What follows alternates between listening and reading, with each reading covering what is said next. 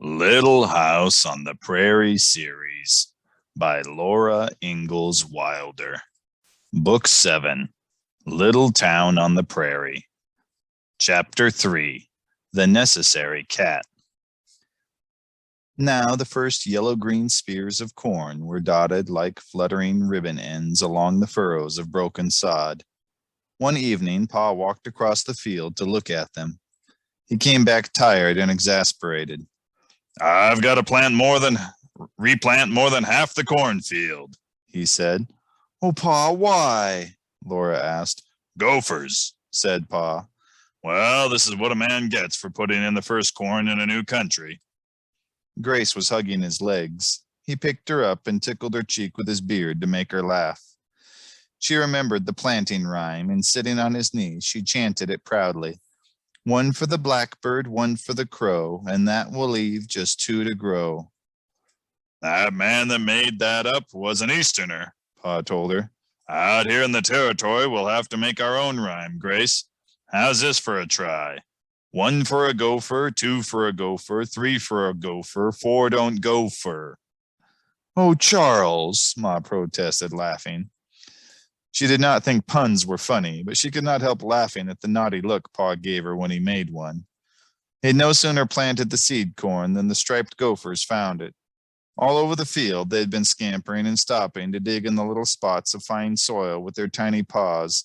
It was a wonder that they knew exactly where the kernels were buried. It was amazing that those little gophers, scampering, digging, sitting up straight and nibbling, each one at one kernel of corn held in its paws, had eaten more than half of that whole field of corn. "They're pests," said Pa. "I wish we had a cat like old Black Susan used to be. She'd have thinned 'em out." "I need a cat in the house, too," Ma agreed. "I declare the mice are getting so thick I can't leave food uncovered in the cupboard. Is there a cat to be had, Charles?" "There's not a cat in this whole country that I know of," Pa answered. "The storekeepers in town are complaining too. Wilmarth's talking of getting a cat shipped out from the east." That very night, Laura was startled out of a sound sleep. Through the partition between the bedrooms, she heard a gasp, a grunt, and a sudden thud of something small and squashing. She heard Ma say, "Charles, what is it?" "I dreamed it," Pa said low. "I dreamed a barber was cutting my hair." Ma spoke low, too, because this was the middle of the night and the house was asleep. "It was only a dream. Lie down again and let me have some of the covers back." "I heard the barber's shears go snip, snip," said Pa. "Well, lie down and go to sleep," Ma yawned. "My hair was being cut," said Pa. "I never knew you to be upset by a dream before," Ma yawned again. "Lie down and turn over and you won't go on dreaming it." "Caroline, my hair was being cut," Pa repeated. "What do you mean?" Ma asked, more awake now. "I'm telling you," Pa said. "In my sleep I put up my hand and here, feel my head." "Charles, your hair's been cut!" Ma exclaimed. Laura heard her sit up in bed. "I can feel it. There's a place on your head." "Yes, that's the spot," said Pa. "I put up my hand." Ma interrupted. "A place as big as my hand, shorn clean off." "I put up my hand," said Pa, "and I took hold of something." "What? What was it?" Ma asked. "I think," said Pa, "I think it was a mouse." "Where is it?" Ma cried out. "I don't know. I threw it away as hard as I could," said Pa. "My goodness," Ma said weakly. "It must have been a mouse cutting off your hair to make itself a nest." After a minute, Pa said, "Caroline, I swear." "No, Charles," Ma murmured. "Well, I would swear, if I did, that I can't lie awake nights to keep mice out of my hair." "I do wish we had a cat," Ma wished hopelessly. Sure enough, in the morning, a mouse lay dead by the bedroom wall where Pa had thrown it, and Pa appeared at breakfast with an almost bare spot on the back of his head where the mouse had shorn his hair away. He would not have minded so much, but there was no time for the hair to grow before he must go to a meeting of county commissioners. The county was settling so rapidly that already a county was being organized, and Pa must help. As the oldest settler, he could not shirk his duty. The meeting was to be held at Whitting's homestead claim, 4 miles northeast of town. No doubt Mrs. Whitting would be there, and Pa could not keep his hat on. Never mind, Ma consoled him. Just tell them how it happened. Likely they have mice. There'll be more important things to talk about, said Pa. No, better just let them think this is the way my wife cuts my hair. Charles, you wouldn't, Ma exclaimed before she saw that he was teasing her.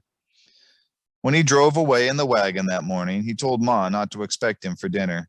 He had a 10-mile drive to make on top of the time spent at the meeting. It was supper time when he came driving to the stable. He unhitched and came hurrying to the house so quickly that he met Carrie and Grace running out. Girls, Caroline, he called, guess what I've brought you? His hand was in his pocket and his eyes were twinkling. Candy, Carrie and Grace answered together. Better than that, said Pa. A letter? Ma asked. A paper, Mary guessed. Maybe the advance? Laura was watching Pa's pocket. She was certain that something, not Pa's hand, was moving inside it. Let Mary see it first, Pa warned the others. He took his hand from his pocket. There on his palm lay a tiny blue and white kitten. He laid it carefully in Mary's hand. She stroked its soft fur with a fingertip.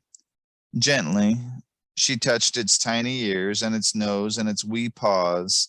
A kitten, she said wonderingly. Such a very little kitten. Its eyes aren't open yet, Laura told her.